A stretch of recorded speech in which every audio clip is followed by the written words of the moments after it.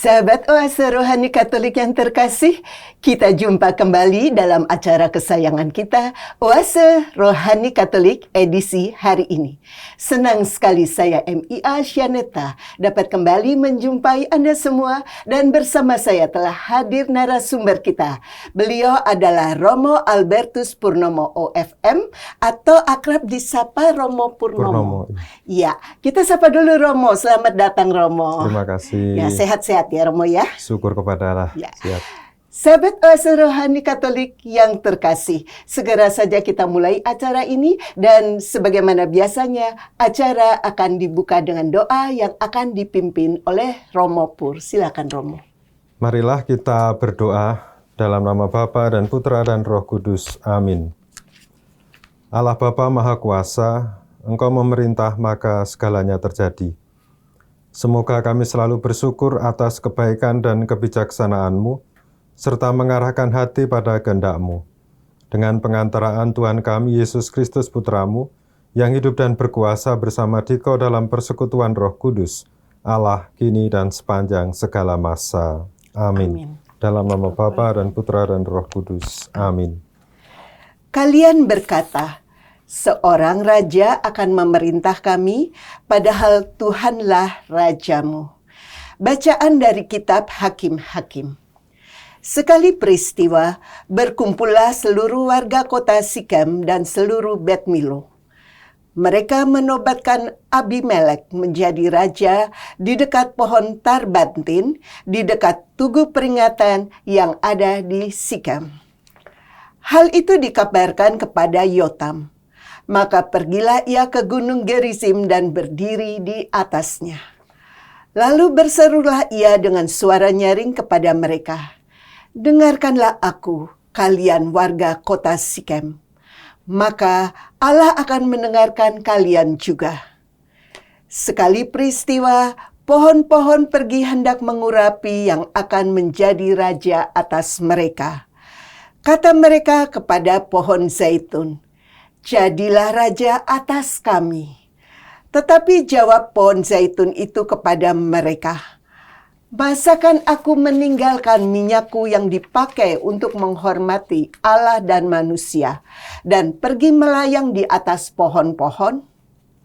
Lalu kata pohon-pohon itu kepada pohon ara, "Mari, jadilah raja atas kami." Tetapi jawab pohon ara itu, "Masakan aku meninggalkan manisanku dan buahku yang baik dan pergi melayang di atas pohon-pohon?" Lalu kata pohon-pohon itu kepada pohon anggur, "Mari, jadilah raja atas kami." Tetapi jawab pohon anggur, "Masakan aku meninggalkan air buah anggurku yang menyukakan hati Allah dan manusia dan pergi melayang di atas pohon-pohon?" Lalu kata segala pohon itu kepada semak duri, "Mari, jadilah raja atas kami." Jawab semak duri itu, "Jika kalian sungguh-sungguh mau mengurapi aku menjadi raja atas kalian, datanglah berlindung di bawah naunganku. Tetapi jika tidak, biarlah api keluar dari semak duri dan memakan habis pohon-pohon ara di gunung Libanon." Demikianlah sabda Tuhan. Syukur kepada Allah. Mazmur tanggapan. Ya Tuhan, karena kuasa-Mu-lah Raja bersukacita. Ya Tuhan, karena kuasa-Mu-lah Raja bersukacita. Tuhan, karena kuasa-Mu-lah Raja bersukacita. Betapa girang hatinya karena kemenangan yang Kau berikan. Apa yang menjadi keinginan hatinya telah Kau karuniakan, dan permintaan bibirnya tidak Kau tolak. Ya Tuhan, karena kuasa-Mu-lah Raja bersukacita. Sebab Engkau menyambut dia dengan berkat melimpah. Engkau menaruh mahkota dari emas tua di atas kepalanya. Hidup dimintanya daripadamu dan Engkau memberikannya. Umur panjang untuk selama-lamanya. Ya Tuhan, karena kuasa-Mu-lah Raja bersukacita. Besarlah kemuliaannya karena kemenangan yang Kau berikan. Keagungan dan semarak Kau karuniakan kepadanya. Engkau membuat dia menjadi berkat abadi. Engkau memenuhi dia dengan sukacita di hadapan-Mu. Ya Tuhan, karena kuasa-Mu lah Raja bersukacita. Sahabat Oase Rohani Katolik yang terkasih, mari sekarang kita siapkan batin kita untuk mendengarkan Injil. Haleluya, haleluya. Haleluya, haleluya. Sabda Allah itu hidup dan penuh daya, menguji pikiran dan segala maksud hati. Haleluya, haleluya. Tuhan bersamamu Dan bersama rohmu. Inilah Injil suci menurut Matius. Dimuliakanlah Tuhan. Sekali peristiwa, Yesus mengemukakan perumpamaan berikut kepada murid-muridnya. Hal kerajaan surga itu seperti seorang tuan rumah yang pagi-pagi benar keluar mencari pekerja untuk kebun anggurnya. Setelah sepakat dengan para pekerja mengenai upah sedinar sehari, ia menyuruh mereka ke kebun anggurnya. Kira-kira pukul 9 pagi ia keluar pula, dan dilihatnya ada orang-orang lain menganggur di pasar. Katanya kepada mereka, "Pergi jugalah kalian ke kebun anggurku, dan aku akan memberi apa yang pantas." Dan mereka pun pergi. Kira-kira pukul 12 dan pukul 3 sore, ia keluar pula dan berbuat seperti tadi. Kira-kira pukul 5 sore ia keluar lagi dan mendapati orang-orang lain pula. Lalu katanya kepada mereka, "Mengapa kalian menganggur saja di sini sepanjang hari?" Jawab mereka, "Tidak ada orang yang mengupah kami." Kata orang itu, "Pergilah kalian juga ke kebun anggurku." Ketika hari sudah malam, berkatalah tuan itu kepada mandornya, "Panggillah sekalian pekerja dan bayarlah upahnya, mulai dari yang masuk terakhir sampai kepada yang masuk terdahulu." Maka datanglah mereka yang mulai bekerja kira-kira pukul 5 sore, dan mereka masing-masing menerima 1 dinar. Kemudian datanglah mereka yang masuk terdahulu. Mereka mengira akan mendapat upah yang lebih besar, tetapi mereka pun menerima masing-masing 1 dinar juga. Ketika menerimanya, mereka bersungut-sungut kepada tuan itu, katanya, "Mereka yang masuk paling akhir ini hanya bekerja 1 jam, dan engkau menyamakan mereka dengan kami yang sehari suntuk, bekerja berat dan menanggung panas terik matahari." Tetapi tuan itu menjawab salah seorang dari mereka, "Saudara, aku tidak berlaku tidak adil terhadapmu. Bukankah kita telah sepakat sedinar sehari? Ambillah bagianmu dan pergilah. Aku mau memberikan kepada orang yang masuk terakhir ini sama seperti kepadamu. Tidakkah aku bebas mempergunakan milikku menurut kehendak hatiku? Atau iri hatikah engkau karena aku murah hati?" Demikianlah yang terakhir menjadi yang terdahulu, dan yang terdahulu menjadi yang terakhir. Demikianlah sabda Tuhan. Terpujilah Kristus. Ya, Romo Purnomo. Kira-kira hal menarik dan penting apa yang Romo rasa perlu ini untuk disampaikan kali ini? Silakan Romo. Baik, Bu Jen, jadi pada sesi pertama ini kita akan bersama-sama melihat tentang pesan yang menarik yang bisa kita temukan di dalam bacaan pertama. Jadi bacaan pertama itu diambil dari kitab Hakim-Hakim, salah satu kitab dalam Perjanjian Lama. Dan secara khusus ini berbicara tentang pidato orang yang bernama Yotam di hadapan umat Israel. Nah, kalau kita membaca perikop ini, tentu saja kita tidak akan memahami dengan baik jika tidak mengetahui konteks dari cerita ini.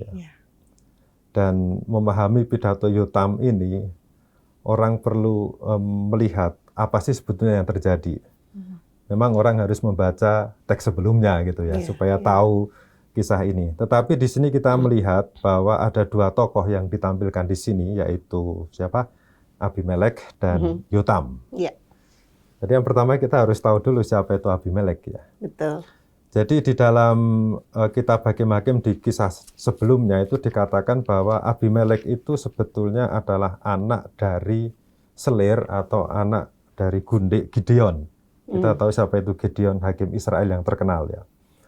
Dan dikatakan di sini bahwa Gideon mempunyai 70 anak laki-laki, semua anak kandungnya sebab ia beristri banyak. Nah, tentu saja ini tidak perlu ditiru gitu ya. Karena beristri banyak, ya ini konteks pada zaman dahulu ya. Karena beristri banyak itu banyak menimbulkan masalah dan dalam cerita ini juga jelas sekali gitu. Dan Abimelek ini hanya anak selir saja, jadi bukan istri utama gitu. Tetapi yang menarik adalah bahwa Abimelek ini sangat berambisi untuk menjadi raja menggantikan Gideon. Padahal dia sendiri tidak memiliki posisi kepemimpinan, tidak diwarisi, kan hanya anak selir saja, tapi sangat berambisi. Nah, dalam cerita sebelumnya kita melihat bahwa Abimelek itu dengan cara yang licik membunuh saudara-saudaranya 70 orang. Jadi 70 anak dari Gideon itu dibunuh semua. Rupanya yang tersisa cuma satu, yang bernama Yotam ini, yang di dalam teks ini berpidato di hadapan bangsa Israel gitu ya. Ya, karena pada saat pembunuhan itu Yotam menyembunyikan diri. Nah, ketika Abimelek dilantik menjadi raja atas kehendaknya sendiri, Yotam ini tiba-tiba muncul di Gunung Gerizim seperti dikatakan di sini ya. Di dekat pohon Tarpantin, di Gunung Gerizim. Kemudian dia berkata, sepertinya perkataan ini menyindir Abimelek yang menjadi raja atas kehendaknya sendiri gitu ya, dengan cara licik membunuh saudara-saudaranya. Gitu. Nah, jadi sebetulnya pidato ini yang mengecam tindakan dari Abimelek yang sebetulnya tidak selayaknya untuk menjadi seorang raja ya, karena dia hanya anak dari seorang selir gitu ya. Tetapi berambisi untuk menguasai orang-orang Israel. Dan kalau kita melihat pidato dari Yotam ini, pidatonya itu lebih terlihat sebagai perumpamaan atau cocoknya sebagai dongeng gitu ya. Dan ini mirip dengan Yesus. Yesus kan senang mengajar dengan perumpamaan, dengan cerita. Jadi kalau kita melihat di sini kan cerita dari Yotam ini atau pidato dari Yotam itu kan sebetulnya dialog antara pohon-pohon. Dan pohon-pohon itu kalau kita menafsirkan ini lambang umat Israel yang sedang meminta pohon tertentu untuk menjadi raja. Kita lihat ya. Jadi yang pertama, pohon-pohon itu minta kepada pohon zaitun untuk menjadi raja atas pohon-pohon yang ada gitu. Tetapi pohon zaitun menolak dengan alasan ya dia tidak bisa meninggalkan minyaknya ya. Yang dipakai biasanya untuk menghormati Allah dan manusia. Daripada menjadi raja dengan diberikannya minyak, pohon zaitun lebih suka untuk mengabdi dengan memberikan minyak gitu ya pada manusia. Lalu yang kedua, pohon-pohon minta kepada pohon ara gitu, tapi pohon ara menolak. Alasannya ya ia tidak dapat meninggalkan buah-buahnya ya. Jadi dia bisa bermanfaat bagi orang dengan memberikan buahnya.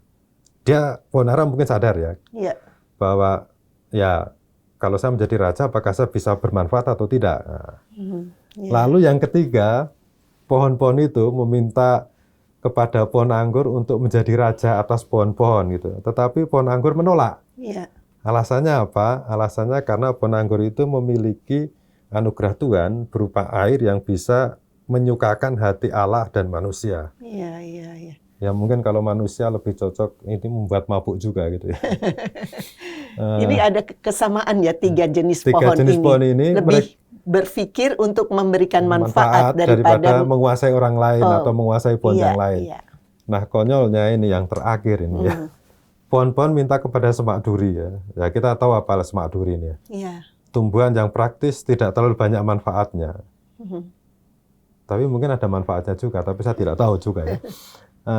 Tapi kita tahu bahwa lebih banyak tidak ada manfaatnya. Lalu ya mungkin karena tidak ada yang lain mereka meminta kepada semak duri. Dan anehnya itu jawaban dari semak duri itu apa? Datanglah berlindung di bawah naunganku Tetapi jika tidak, biarlah api keluar dari semak duri dan memakan habis pohon-pohon aras di Gunung Libanon. Ini kan nggak mungkin gitu ya. Semak duri kok mengatakan, ya saya bisa melindungi engkau gitu kan. Semak duri apa? Kemudian bisa keluar api dan membakar habis pohon-pohon aras, itu pohon-pohon besar di Lebanon. Kan tidak mungkin, ini kata-kata yang sombong gitu ya. Nah sebetulnya cerita ini mengkritik Abimelek. Abimelek itu digambarkan sebagai semak duri ini gitu ya. Jadi hanya anak selir tapi ingin menguasai, kemudian begitu sombong gitu ya, bisa semuanya gitu. Dan memang kalau kita membaca kisah tentang Abimelek di dalam kitab Hakim-Hakim selanjutnya, ya mungkin Abimelek itu bisa menjadi raja, tapi hanya sementara waktu, karena dikisahkan juga Abimelek yang sikapnya arogan dan kejam itu, dia kan membunuh berbagai macam orang gitu ya. Akhirnya ia mati tertimpa batu kilangan. Batu kilangan itu batu untuk menggiling gitu, besar sekali, yang dilemparkan oleh perempuan ketika terjadi peperangan di kota yang nama Tebes. Ini cerita yang menarik gitu ya. Nah, tetapi kita harus tahu apa sih pesan dari dongeng gitu ya, yang dikatakan oleh Yotam gitu ya. Jadi pertama kita bisa belajar dari kisah dari sosok Abimelek gitu.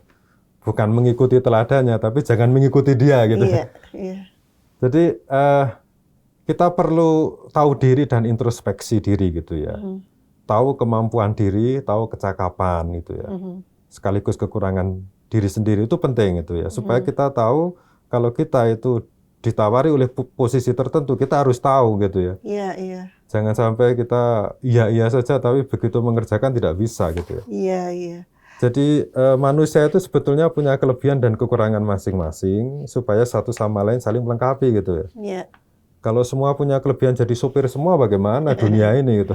Atau jadi guru semua bagaimana. Jadi ada kelebihan, ada kekurangan, setiap orang berbeda itu supaya saling melengkapi. Jadi kalau ada orang yang tahu kecakapan dan kemampuannya, maka dia bisa menempatkan posisi dalam hidup bermasyarakat.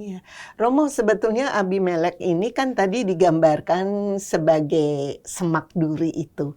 Berarti kan sebetulnya secara mungkin kasat mata, orang itu menilai bahwa dia belum berbuat banyak untuk bangsanya, untuk kemanusiaan, paling tidak seperti itu kah? Ya, jadi Yotam itu tahu ya, semak duri dalam arti dia nggak punya kualifikasi untuk menjadi raja, tetapi ya memaksa diri dengan cara yang licik, membunuh anak-anak Gideon, sehingga hanya dia sendiri yang bermakwarisi. Ya itu sama juga dari satu tujuan, kita harus tahu diri gitu loh. Jangan seperti Abimelek. Jadi, Romo, jadi kepingin agak keluar tapi sesuai dengan kondisi sekarang. Rasanya cukup banyak ya Romo ya, di masyarakat kita masih orang-orang yang seperti ini ya Romo ya.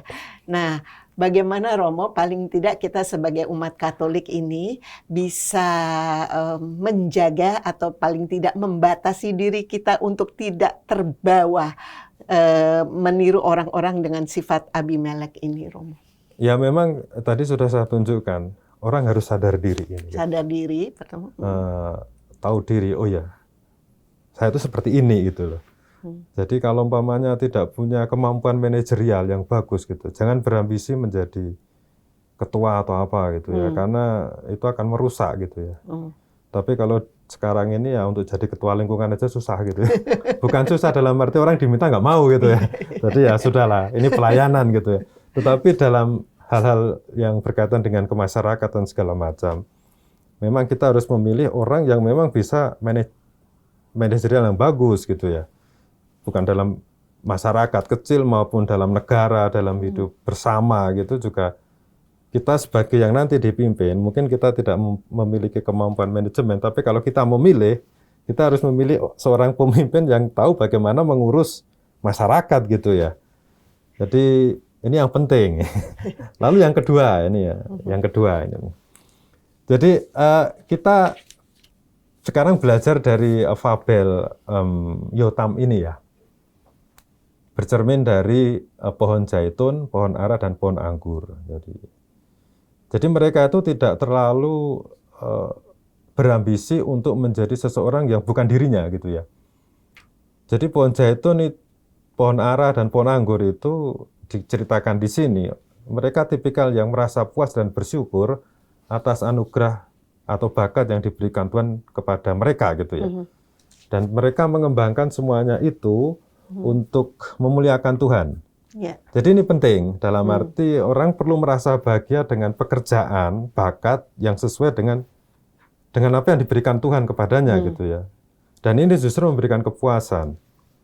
Dan saya punya contoh ini waktu saya masih studi di Roma dulu ya. Ada seorang Fransiskan, dia seorang bruder yang bekerja sebagai koster di salah satu basilika. Dia dari Filipina, tapi dia sangat berbakat sekali dalam melukis itu. Lukisannya bagus sekali gitu ya. Dan rupanya dia bersyukur dengan bakat ini ya. Orang ini tidak berambisi jadi pimpinan di biara atau apa, tapi cukup dengan mengembangkan apa yang diberikan Tuhan kepadanya dengan karya tulis ini, rupanya membuat dia itu sangat dikenal gitu. Hanya karena dia senang dengan apa yang diberikan Tuhan kepadanya. Banyak orang itu sekarang tidak sadar dan tidak mau mengakui apa yang diberikan Tuhan kepadanya gitu. Jadi malah berpikir untuk yang bukan dirinya sendiri. Ada orang yang bakat memasak, tapi karena dengar orang-orang kok kalau di kantor itu begini-begini loh, enak dan segala macam. Jadi malah tidak mengembangkan bakat yang diberikan Tuhan kepadanya, tapi malah mengikuti apa yang bukan dirinya. Dan ini justru tidak memberikan kepuasan. Nah, kita bisa belajar dari sini ya, dalam arti kita bahagia dengan talenta yang diberikan kepada Tuhan dan kembangkan talenta itu gitu. Jangan bahaya memang kalau kita membandingkan diri dengan orang lain. Itu bahaya sekali. Dan itu malah membuat kita tidak berkembang karena kita tidak menjadi diri sendiri itu ya. Romo boleh tanya, ini tadi kan orang bersyukur dan mengembangkan talentanya. Justru orang-orang yang boleh dikatakan kompeten kan Romo. Nah bagaimana Romo kalau orang-orang kompeten ini justru menolak untuk dipilih jadi pemimpin? Ya itu kan kompeten dalam hal memimpin ya, pasti mau lah. Tapi biasanya kalau mereka yang memang sadar diri tidak jadi pemimpin, tidak bisa memanage orang, tidak bisa berkomunikasi baik dengan orang, itu biasanya ya tahu diri. Kembali ke situ kata kuncinya. Karena ya tidak semua orang jadi pemimpin. Kalau semuanya jadi pemimpin, mau jadi apa dunia ini gitu ya. Pasti ada yang mau dipimpin, dan biasanya orang yang mau dipimpin ini mempunyai kekasannya sendiri yang mungkin bisa bermanfaat bagi orang. Yang penting itu bermanfaat bagi orang ini. Saya selalu ingat apa yang dikatakan dalam ajaran Jawa kuno gitu ya. Urip itu urup ini kan. Hidup itu menyala, jadi hidup itu harus bermanfaat itu. Kalau jadi pemimpin tidak bisa bermanfaat ngapain gitu.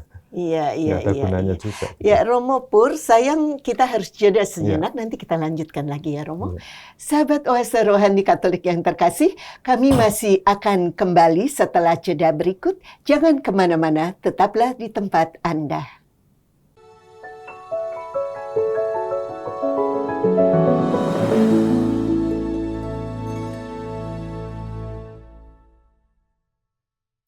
Sahabat Oase Rohani Katolik yang terkasih, terima kasih masih bersama kami di acara Oase Rohani Katolik edisi hari ini. Masih bersama dengan Romo Albertus Purnomo OFM dan saya MIA Shaneta. Bagi Anda yang ingin memberikan saran atau kritik, kami persilakan untuk menghubungi kami melalui alamat email kami di orkkaj2021@gmail.com atau melalui nomor WhatsApp di 0881 0251 33438. Mari sekarang kita lanjutkan perbincangan kita. Ya, Romo Purnomo, di sesi 2 ini hal-hal yang menarik dan penting apa yang rasanya perlu untuk Romo sampaikan? Silakan Romo. Baik, sahabat Oase Rohani Katolik, kita sekarang akan melihat tentang perumpamaan Yesus yang kita dengar di dalam bacaan Injil ya. Jadi di sini Yesus memberikan satu ajaran tentang apa itu kerajaan surga dan dia menyampaikan dalam bentuk perumpamaan. Dan menurut para ahli kitab suci memang Yesus itu terkenal dengan sebagai seorang guru yang mengajar dengan bercerita, dengan perumpamaan, bukan dengan konsep abstrak, bukan dengan rumusan-rumusan yang analitis terpilih, tetapi dengan sebuah cerita, dengan membandingkan sesuatu yang lain. Dan apa keistimewaan dari sebuah perumpamaan? Ya. Itu bahwa para pembaca kita atau para pendengar cerita ini mau tidak mau harus berpikir gitu. Ya. Ini maksudnya itu apa? Itu kan Iya. Yesus jarang sekali apa itu menjelaskan gitu, Iya. kasih cerita saja. Nah, di sini kita mendengar cerita tentang satu gambaran kerajaan surga, dan cerita ini pasti kita sudah tahu semua, sering kita dengar, meskipun penafsirannya mungkin beda-beda satu Iya. dengan yang lain ya. Dan di sini dikatakan di bagian awal, adapun hal kerajaan surga sama seperti seorang tuan rumah yang pagi-pagi benar keluar mencari pekerja-pekerja untuk kebun anggurnya. Jadi digambarkan dua orang atau dua pihak, tuan rumah atau seorang tuan gitu ya, majikan Iya. dan pekerja kebun anggur. Dan kita, meskipun kita sudah mendengarnya, coba kita rangkum sedikit saja ya. Iya. Jadi tuan rumah itu sudah memiliki kesepakatan dengan seorang pekerja kebun anggur, mungkin untuk memanen pohon anggurnya ya, Iya. sedinar sehari. Iya. Jadi kalau dibandingkan dengan sekarang ini ya kira-kira 100.000 per hari gitu ya. Nah, sudah sepakat di pagi hari itu ya. Iya. Nah, pada pukul 9, pada pukul 12 dan pukul 5 petang, tuan ini keluar untuk jalan-jalan gitu ya. Lihat ke sana kemari. Loh, kok ada orang yang nganggur gitu ya. Kemudian ya karena belas kasihan, ayo kau masuk saja kerja di kebun saya untuk memanen gitu. Dan sudah mereka kerja. Beda dengan yang pekerja awal yang sudah ada kesepakatan upahnya sedinar sehari. Untuk mereka yang bekerja belakangan itu memang tidak ada kesepakatan gitu ya. Dan sepertinya pekerja ini juga tidak menuntut banyak tentang upah, nanti dikasih berapa terserah gitu ya. Pokoknya bisa kerja. Bisa bekerja sudah baik gitu ya, entah upahnya berapa. Dan memang di sini kita harus tahu situasi pada zaman itu, pada abad pertama Masehi. Jadi kalau pekerja itu tidak dapat kerja hari itu, ini kan pekerja harian ini, itu tidak bisa menghidupi keluarganya berikutnya, tidak tahu mau makan apa gitu ya. Jadi bahwa mereka itu dikasih pekerjaan meskipun upahnya sedikit ya senang-senang aja gitu ya. Nah, ketika sore hari mau menerima upah, jadi yang menerima upah itu yang bekerja belakangan, jam 9, jam 12, jam 5 petang itu. Jadi mendapat upah 1 dinar itu. Seneng toh? Lumayan nih 1 dinar nih. Lalu yang bekerja dari pagi itu ternyata itu mendapat upah 1 dinar juga gitu. Mereka berpikir akan dapat lebih karena pekerjaannya lebih banyak itu. Tapi ya ini sudah kesepakatan dari awal gitu ya, seperti itu. Lalu mereka protes, biasalah di mana-mana juga begitu. Mereka yang dikatakan mereka yang masuk terakhir hanya bekerja 1 jam dan engkau menyamakan mereka dengan kami yang sehari suntuk bekerja berat gitu. Tetapi Tuhan itu ya memang benar apa yang dikatakan ya. Ya mereka kan sudah sepakat dengan Tuhan itu 1 dinar sehari. Ya. Sementara upah yang bekerja antara jam 9, jam 12, jam 5 itu berdasarkan kemurahan hati Tuhan itu. Jadi bukan berdasarkan kesepakatan tapi berdasarkan kemurahan hati. Nah, apa kira-kira pesan dari perumpamaan ini? Kita bisa menemukan banyak hal ya. Tapi kita jelas di sini ada 2 pesan. Dan kita ambil dari apa yang dikatakan Tuhan itu di dalam Injil. Pertanyaan ini, atau iri hatikah engkau karena aku murah hati? Jadi 2 kata ini penting, iri hati dan murah hati. Kita berangkat dari iri hati dulu ya. Jadi iri hati itu dosa kedua. Saya tidak tahu saya benar atau tidak dalam urutan ke-7 dosa pokok ini ya. Iri hati itu kemungkinan besar urutan yang kedua dari 7 dosa pokok setelah dosa yang pertama. Tahu kan apa itu? Dosa pokok yang pertama, kesombongan. Jadi kesombongan itu dosa pokok yang pertama, iri hati dosa pokok yang kedua gitu ya. Nah, dan di sini kita melihat bahwa mereka yang bekerja yang sudah mendapat kesepakatan itu iri hati ya, karena melihat kok orang lain mendapat kemurahan hati gitu ya. Dan ini juga kita bisa belajar, kadang-kadang juga kita bisa iri hati kalau melihat Allah itu bermurah hati kepada orang lain. Nah, jadi kadang-kadang memang apa yang namanya murah hati itu di luar logika gitu ya. Dan apa yang perasaan yang muncul di dalam diri para pekerja yang kerjanya dari pagi yang dapat 1 dinar itu bisa terjadi dalam kenyataan hidup kita ya. Jadi ada orang yang bekerja tidak keras gitu ya. Tapi penghasilannya sama dengan orang yang bekerja keras gitu. Kalau orang kira tuh, lo kok bisa kayak gitu? Cukup banyak itu. Nah, cukup banyak gitu loh. Lalu iri hati gitu ya. Tapi kan kita harus tahu juga gitu ya. Kita kan melihat di dalam itu apa yang nampak gitu ya. Kita menilai seseorang berdasarkan apa yang nampak, bukan apa yang tidak tampak gitu loh. Mungkin kita melihatnya saat dia santai. Padahal bisa jadi sebelum itu mereka bekerja keras gitu ya. Kita tidak tahu. Tetapi memang ada kenyataan yang di luar logika kita yang harus kita terima gitu ya. Orang itu kok kelihatannya rezekinya lancar terus gitu ya. Tempat saya kok seret terus. Lalu protes kepada Tuhan gitu ya. Kok seperti ini gitu. Kemudian mulai malas berdoa. Ya kalau memang orang doanya hanya untuk berdagang kepada Tuhan, ya saya doa kepada Tuhan, saya menyembah Tuhan asal Tuhan memberikan rezeki kepada saya, itu ya mentalitas dagang saja. Padahal kan Tuhan tidak selayaknya diperlakukan seperti itu gitu. Jadi saya mempunyai pandangan ini bahwa kadang kita harus bisa menerima Tuhan apa adanya gitu ya. Memang kita seringkali diminta untuk menerima diri apa adanya, tetapi kita juga harus bisa menerima Tuhan apa adanya. Apa yang Tuhan mau udahlah, terimalah gitu ya. Kalau umpamanya orang lain kok sukses, ya sudahlah, itu pilihannya Tuhan gitu. Kita tidak bisa mengatur Tuhan. Kita itu siapa sih, manusia juga.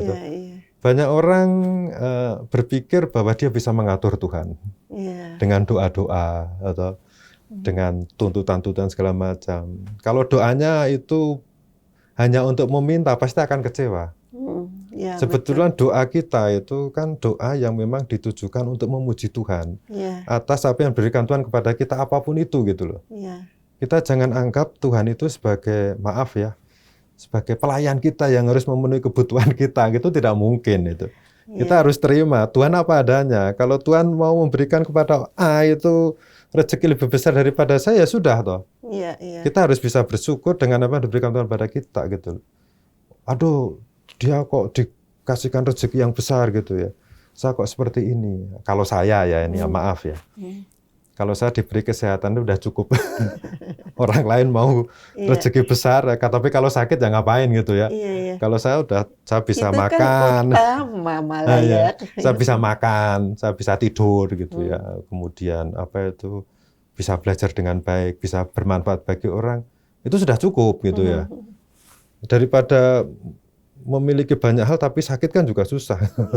Jadi memang berdoa itu logikanya ya tidak boleh transaksional itu ya. Memang tidak bisa. Doa bukan dagang ya. Iya. Kita tidak bisa menggunakan kalau baca ayat ini kemudian kamu akan rezekinya lancar gitu ya. Jangan seperti itu. Kita yang pertama itu kita harus tahu posisi kita di hadapan Tuhan itu siapa. Kita itu hanya ciptaan gitu ya. Dan kita harus bisa menerima apa yang diberikan Tuhan kepada kita gitu. Ya saya orang Jawa, saya tahu apa yang diajarkan oleh ajaran orang leluhur kuno itu ya. Mengatakan prinsip nerimo ing pandum gitu ya. Menerima, nerimo ing itu dalam, pandum itu segala pemberian. Apa yang terjadi entah buruk, entah baik, itu ya kita terima gitu ya. Jadi kalau kita bisa menerima segala macam sesuatu, kita bisa lega, tidak sumpek gitu ya, tidak susah, perasaannya tidak panas terus gitu ya. Udahlah kita menikmati apa yang diberikan Tuhan kepada kita.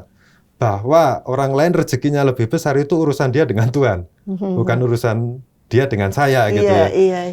Jadi ya sudahlah kita menerima kemurahan Tuhan itu. Jadi betul ya kalau ada ungkapan bahwa rasa syukur itu yang justru membuat kita damai ya. Jadi bersyukur atas apapun yang kita terima ya, Romo ya. Ya kita harus bersyukur memang ya. Iya. Karena orang bersyukur itu biasanya imunnya tinggi gitu dan sehat terus gitu kata orang sih. Iya karena memang kan kita juga tahu kekayaan itu tidak bisa membeli kesehatan. Ya Romo, ada lagi yang ingin disampaikan? Ya saya memang mau mengajak kita semua ya, bukan hanya saudara dan saudari tapi juga saya juga untuk bisa menerima segala sesuatu yang terjadi gitu. Kita mungkin bahwa kita harus bekerja keras, iya. Kita harus belajar terus-menerus, iya gitu. Itu memang tugas kita sebagai manusia. Tetapi bahwa Allah memberikan sesuatu yang beda itu urusan Allah gitu ya. Jadi tugas kita adalah bekerja dan belajar terus-menerus.